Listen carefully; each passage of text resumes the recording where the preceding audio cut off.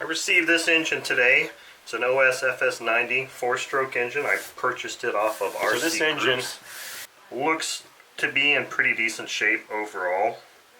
I don't see any real damage to the outside. It doesn't have a glow plug, and I can look inside the hole there and I can see that it doesn't look like the piston is carboned up or black at all. We'll see here when we open this up.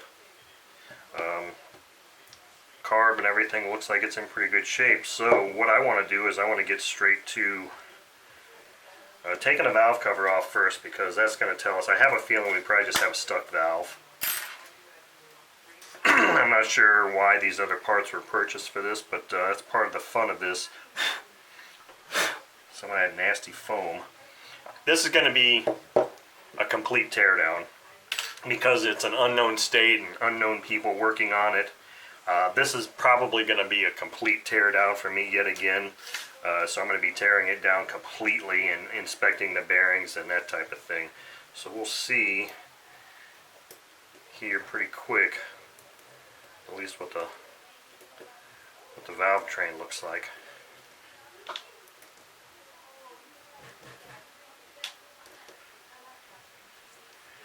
Looks like the engine overall should be in pretty good shape, so that doesn't look too bad there.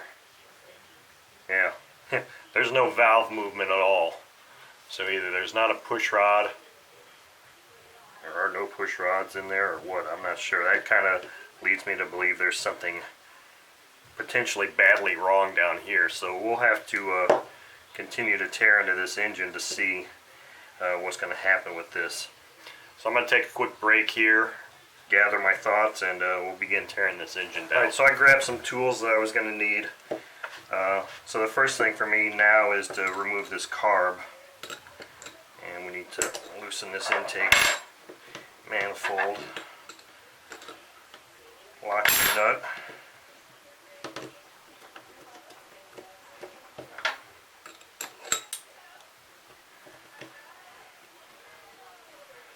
get that partially removed, and then there's these two screws here, and these screws from Japan have very soft heads, so you really got to make sure you have the right JIS screw driver to actually fit in there really well, so that you don't go stripping those screws out.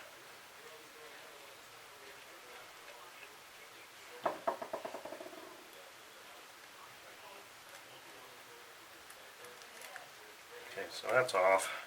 Let's take this intake manifold off here. Okay, I'm just going to drop the carb in my parts bin there, and this little bracket can come off that holds the carb in place. It's just a little set screw that holds that in place. Run that set screw right back in place there. So now the next thing on the valve train is to remove these valves. So we're going to have to loosen the set screw here that holds the rocker arm shaft in place. I'll run that up.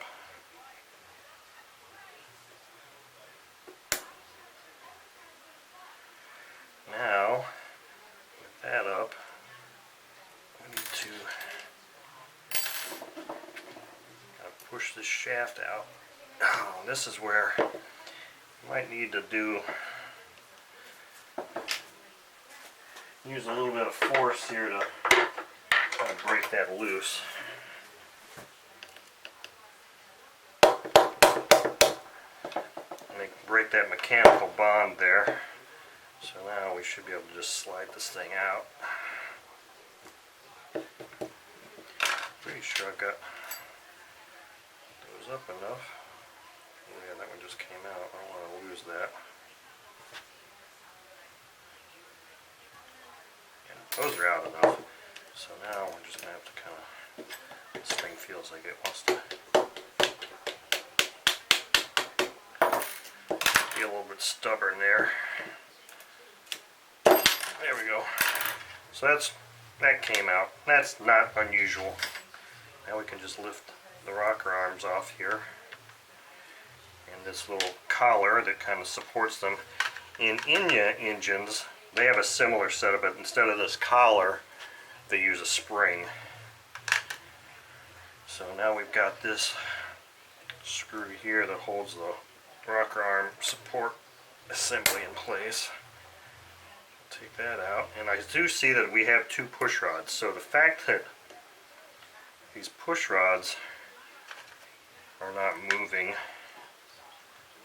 kind of worrisome. Maybe it's just those followers are just jammed up, or I hope we don't have anything broken down here, because that would kind of really put a damper on everything there. Next, I'm going to see if I can break loose these screws holding the head on. Okay.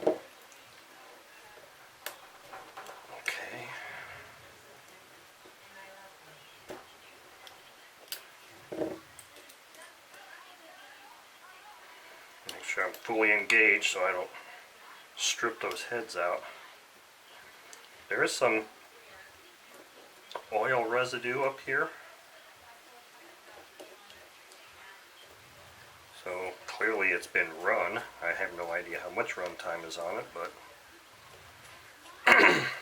may have been that it was just run a few times, put away, and these cam followers just got in a position where they were stuck. Not really sure.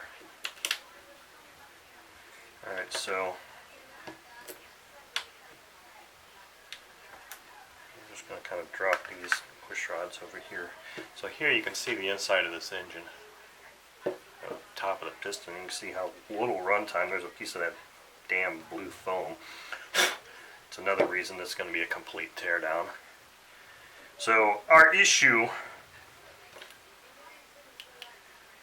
valves are not stuck. So our issue with the valves not operating has to do back in here, clearly. So we're going to have to get in there and see what's happening. I want to see if I can pull this O-ring out. And do I have... I always kind of like to reveal the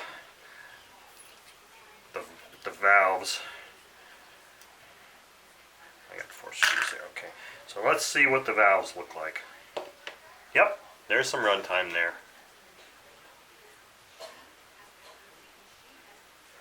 Not a lot, but there's some.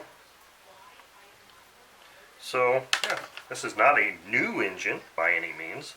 But it also doesn't look like it's got a heck of a lot of runtime on it. The little bit of carbon buildup that I saw on the exhaust valve, I was actually able to wipe that little residue off, and it's pretty damn clean. So, I mean, we might actually have a really, really low runtime engine here. But if you look at this, you can see here, when I was taking this head off, this screw here didn't feel like there was really much torque there at all. It was very loose, where all these other three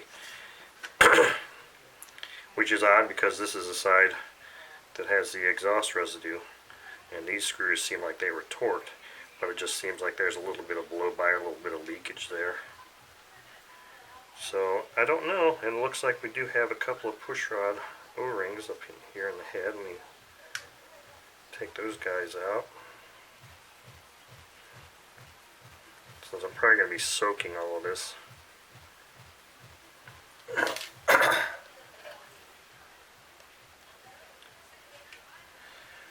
Okay, time to get my magnifier.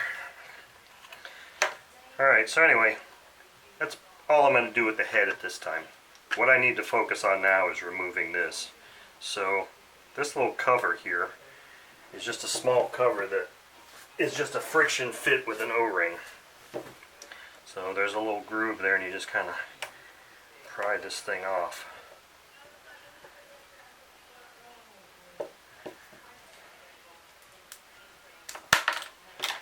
So that cover comes off. Now here's where it gets important on this particular engine.